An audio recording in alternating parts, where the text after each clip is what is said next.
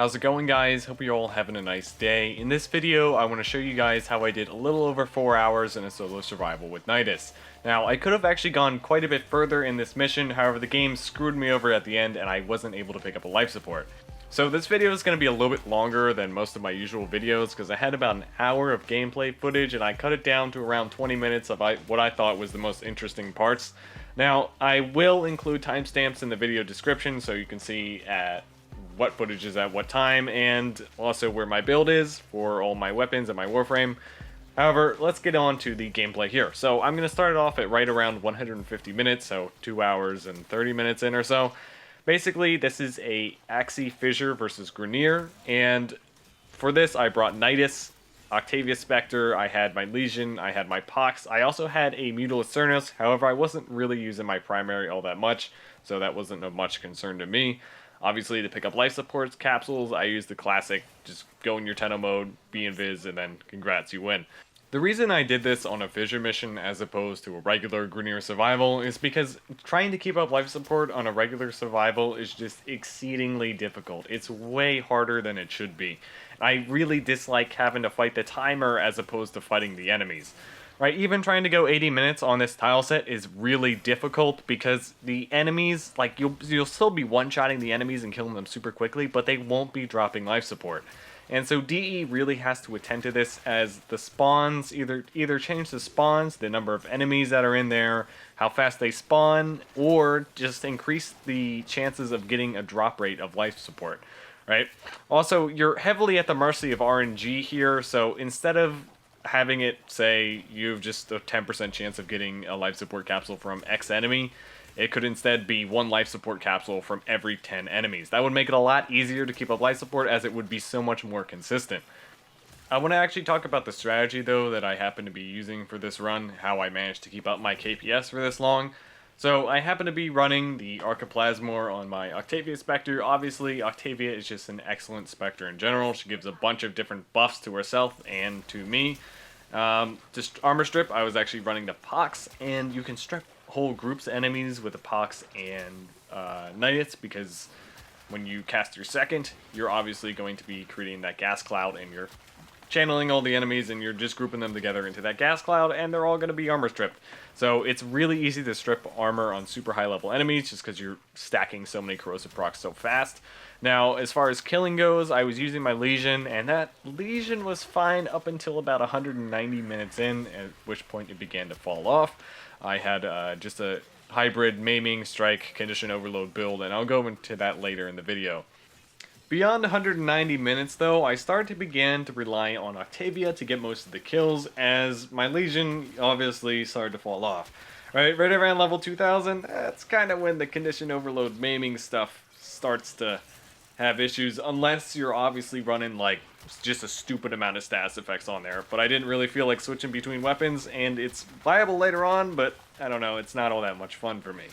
Now, essentially, what I was doing with Octavia is I gave her the Archiplasmor, which is an absolutely amazing weapon to have for your Spectres. If you're not running Archiplasmor on your Spectres yet, I highly suggest that you try it out, because it's got really high base sustained damage, and it's got innate punch through, and it does innate impact procs, so it's going to be a light CC, and it's got decent status chance, and it's pure radiation, so that means you're going to be getting radiation procs, you're going to be CCing the enemy, and you're going to be doing an absolute shit ton of damage. Now, to complement my Octavia, I obviously had Nidus. Now, his larva will group all the enemies together, and that innate punch through will then just blow through all those enemies that are grabbed up by the larva. And because I have the Pox on, and because it's like a gas-based weapon, so it'll leave the cloud behind it, it's great if you use Fulmination as well, because that'll make sure that you actually grab all the enemies in there are actually getting hit by those corrosive procs. It only takes about 2 or 3 seconds to strip the enemy armor, even at like stupid high levels, assuming you have your Pox built correctly for corrosive. I had Blast on there, and the only reason I had Blast on there is because I was running the Legion, and I was trying to get those 2 extra condition overload procs, but yeah, you don't actually need that. Like, if you're running, you can actually run this like pure Spectre only survival, and that's basically how I ran the last hour and 20 minutes or so of this. So right now I'm at 230 minutes in, and that's all I'm using. All I'm doing right here is just stripping armor of the enemies, grouping them all together, and then having Octavia kill them. However, this will not scale forever, at least not without some kind of damage buff, because Octavia's or just Spectre weapons in general and Spectre damage uses the same scaling formula as enemies do. So as the Spectre levels up, it'll gain a certain amount of damage for each level on its weapon, and the same thing goes, it uses the exact same formula as enemies. Now, enemy HP actually scales faster than enemy damage, and I'm not including EHP. Like, we're taking armor completely out of this equation, right? Enemy HP will actually scale faster than the damage that they're dealing to themselves. So, in the theoretical, we can just say that, let's say, enemies take 10 seconds to kill themselves at level 1. It'll then maybe take, like, 5 minutes to kill themselves at level cap. In reality, it's about 10 times as long to kill themselves at level cap compared to how long it takes them at base, and it's about 8 minutes or so, I believe, just on average. Obviously, it's going to vary between enemy to enemy, as some enemies have more health and do less damage per second, or more enemies have way more damage per second and way less health. So, obviously, it'll vary between there. However, I already made a video regarding how different enemy stats scale in Warframe, and I went in depth in explaining it. And I also included a calculator in that video's description that you go check out if you want to see how much damage a level 1 million Bombard does and how long it takes him to kill himself. Or something silly along that nature if you want to find that out. However, now I'm going to go into the builds that I was using for this run. Here I have my lovely Nidus. Now, unlike my previous runs with Nidus, I actually happen to be running like a more balanced build this time, as opposed to just going all out balls to the wall with strength. And this time I built it more for a balance between efficiency, duration, range, and strength. Essentially, you just want enough strength to get that 90% damage reduction from your link, and eventually that will become irrelevant, as past like level 2000 or so, they're still going to be one-shotting you anyway, even if you have your link up and your healer. I also had Arcane Guardian on, Steel Fiber, and Vitality. Those were all for survivability, and honestly, I survived pretty well up until about level 2000s or so, at which point you just gotta spam your first as much as possible to keep your stacks up, and then just rely on the general CC of Nidus. He's got actually excellent CC too, so it's rare that you get shot, and you're able to keep up your stacks long enough. So I only ever went down once during this run, and I was actually, if you're skillful, you can recover from it. So I got lucky, I was able to recover from it, and I just finished out the run, and then I didn't die at all again. So basically, I have on this build Steel Charge as my aura. That's obviously just for more melee damage. Power Drift is for a little extra power strength. Transient Fortitude, Hunter, Adrenaline. This is actually a really important mod, because when you take damage, you will gain all your energy back. It's basically Rage, but a little bit better. Augur Reach is just for more range. You actually want about 175% range. That's what I found to be most useful. Like, any less than that, you kind of run the risk of not picking up all the enemies in your area. Steel Charge and Vitality, I mean, eventually these become kind of irrelevant past the 3-hour mark, but you can run it. I mean, if you're having trouble surviving, definitely run Steel Charge and Vitality. If you don't want to run those, I'd run either more power strength, more range, or add a little bit of efficiency in there just to make the build like more balanced and a little bit, I don't know, just make it easier to run. For higher levels, if I were to do this again, I would definitely run probably a Streamline in there, maybe a little bit more range, and maybe more strength, I'm not quite sure. Possibly even more duration. It's kind of just up to you what you want to run there. I also had Prime Flow and Prime Continuity. Prime Flow is definitely important because the leeches are going to be a pain in the ass, and you definitely want to keep up your energy as much as possible. So here's what I was running on my Pox. I had a Riven, but ignore the Riven entirely. It wasn't really helping much. I had SAS Duration, which obviously doesn't affect Corrosive all, and I also had like Toxin, which was switched the weight a little bit more towards Corrosive over Blast, but again, it doesn't really matter. If you wanted like the best Riven they could possibly get for the Pox, I'd say like Status Chance and Multi-Shot would be ideal for it. Now, on here I just had Corrosive Blast. Obviously, if you're not really running melee and you don't really care, you just want to go as far as possible with your Spectre, I'd say just pure Corrosive is going to be the best, because you're going to be stripping armor a little bit faster as opposed to Corrosive Blast. Essentially just run the dual stat mods on there, and then also Fulmination is also pretty important, and as much Multi-Shot as you can possibly fit on here. I wasn't actually running Lethal Torrent, which is kind of stupid of me. I should have been running Lethal Torrent. I would rather run Lethal Torrent over my Riven, as it would probably be better next time. So just make sure you run Lethal Torrent. Also, fire rate mods in general is obviously going to increase how many procs per second you have. Fulmination is also pretty important because it is going to increase the radius of the gas cloud, and that will make sure that you're basically hitting all the enemies inside Nidus's larva with those corrosive procs. You'll also probably notice that I don't really have any raw damage mods on here, and that's because the pox wasn't used for damage at all. It was just there for the purpose of stripping armor and making sure my Octavia does as much damage as fast as possible. Here is my Legion. It's last but certainly not least, and I got a Condition Overload Maiming Strike Hybrid build on here, and honestly, the Condition Overload Maiming Strike Hybrid builds are the best build for every single melee in the game, regardless of what it is. I don't care if it's a bow or whatever. The only exceptions to this were if you're running a dagger with like Covert Lethality, or maybe Zenistar if you're modding it for the disc, but still Zenistar is going to do more damage if you're not modding it for the disc, so it's still best on Zenistar from a pure damage perspective, not like CC or whatever. So essentially how this works is I got Prime Pressure Point, Weeping Wounds. Weeping Wounds is on there for just to proc stats effects. Basically, at like a 2 or 3 times combo counter, I'm basically guaranteed to proc a stats effect. It's like almost 100% chance. I got Prime Pressure Point. It's just there for more damage, obviously. Maiming Strike is there for extra critical chance on that slide, because slide damage, like slide attacks in general, already do stupid high damage, and they can obviously out DPS most of the regular attacks. Drifting Contact is on there just for a little bit extra combo duration and some more status. But I already had Naramon on, and just Naramon plus Drifting Contact equals like you never lose like any combo counter at all. So Maiming Strike and then Condition Overload's obviously on there. Now Blood Rush and Maiming Strike. This interaction is so stupid. I don't know why it still works like this, but it's still in the game and it works like this. So essentially the reason why you see a bunch of red crits, like with whatever weapon you're using, assuming you're running Maiming Strike and Blood Rush, is because the bonus from Maiming Strike is applied before the bonus from Blood Rush. So what this means is even though my Legion only has a 5% critical chance at base, it's now up to a 95% critical chance on slide, and that's prior to the bonus from Blood Rush. So let's say I'm at a 2 times combo counter, that means that it's 1.65, which is the bonus from Blood Rush, times 2, which is, just trying to do the math in my head, is like 330%.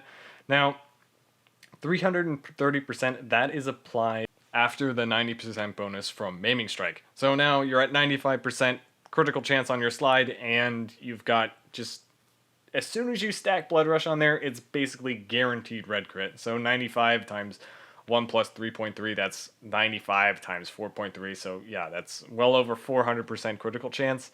That is just at a 2 times combo multiplier with a weapon with only 5% base status chance. So you're well over 400% status just out of the box, only a 2 times combo, right? It shouldn't work that way, but it does. Like, can we just make a Maiming Strike please apply like after Blood Rush DE, please? Like, so this isn't the best build for every single weapon. Like, that'd be cool, but you know, whatever. We'll see what they do about that. Anyways, this is pretty much the best build for that. Organ Shatter's on there because obviously as you keep increasing the critical chance, you get higher and higher crit levels, and each crit level does more and more damage, and the higher your base critical damage is, the more and more bonus you're going to get from each additional crit level. So I got Organ Shatter on there. You don't need to run Organ Shatter, but Organ Shatter is going to be best. If you want to learn more about this, I already have a video regarding Maiming Strike and its stupid interaction with Blood Rush and how it works.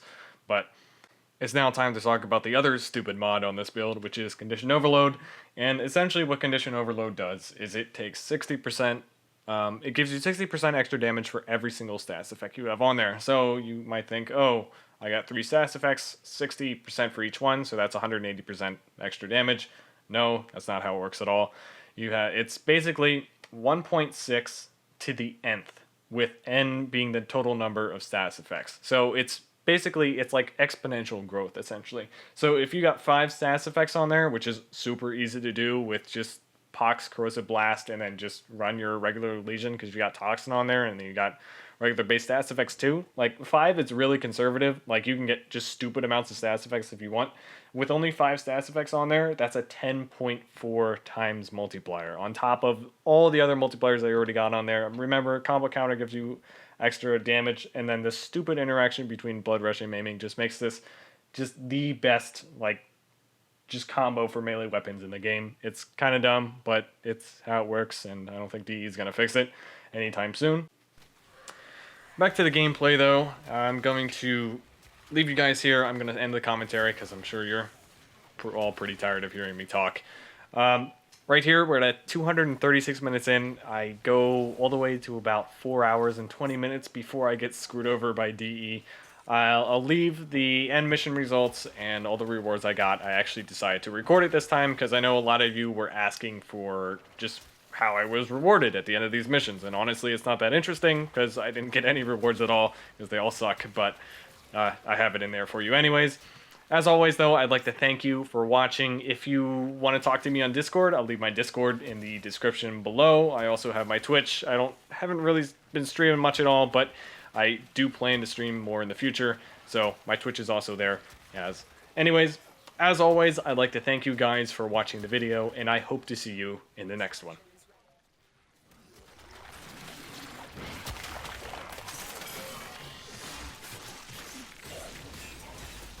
Delivered another life support capsule.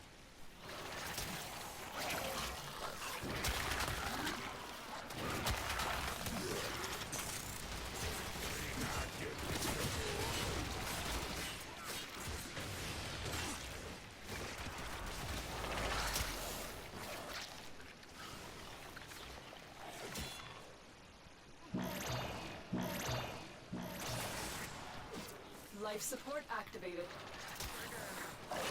Let's go on the offensive.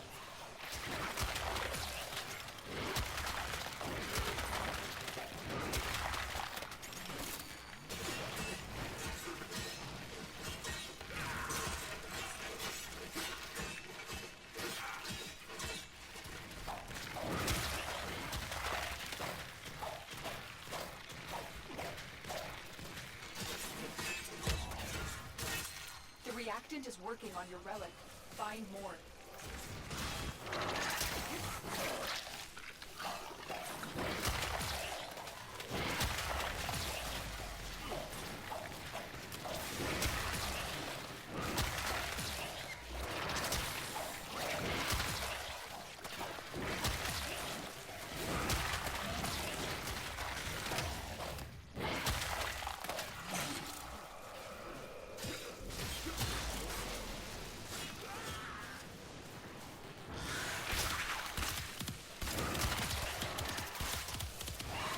Support incoming.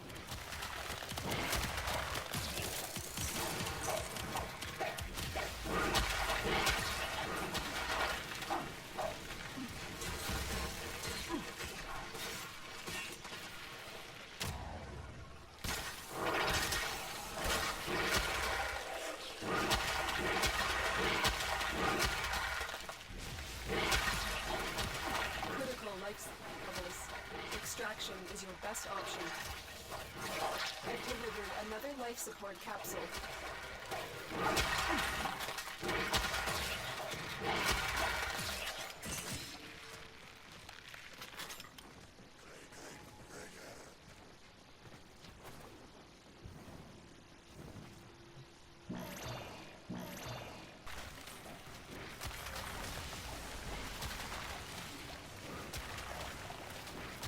Life support incoming.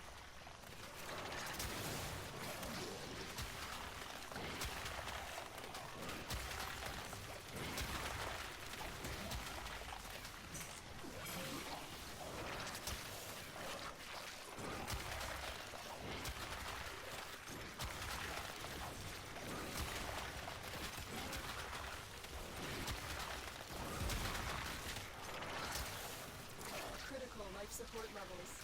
Extraction is your best option. I've delivered another life support capsule.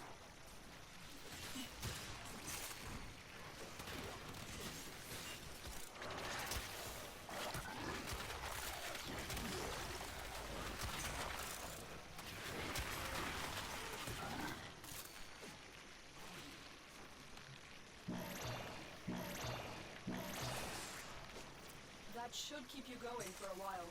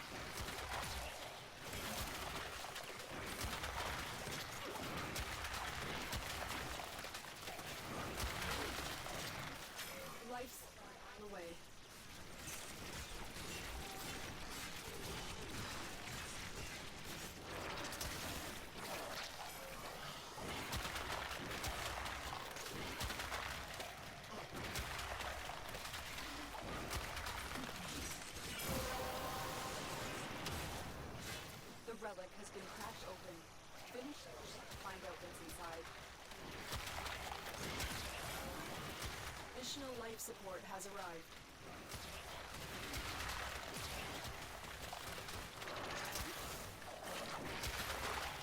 You are running? Fine.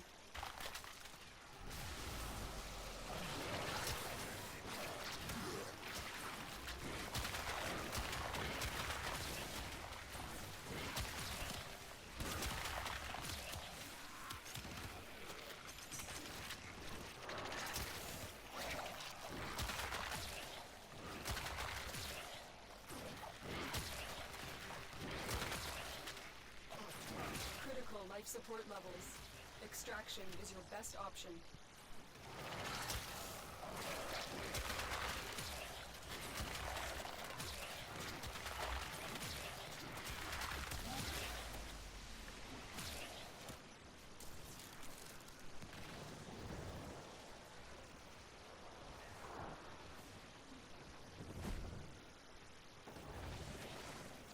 Tenno, prepare for life.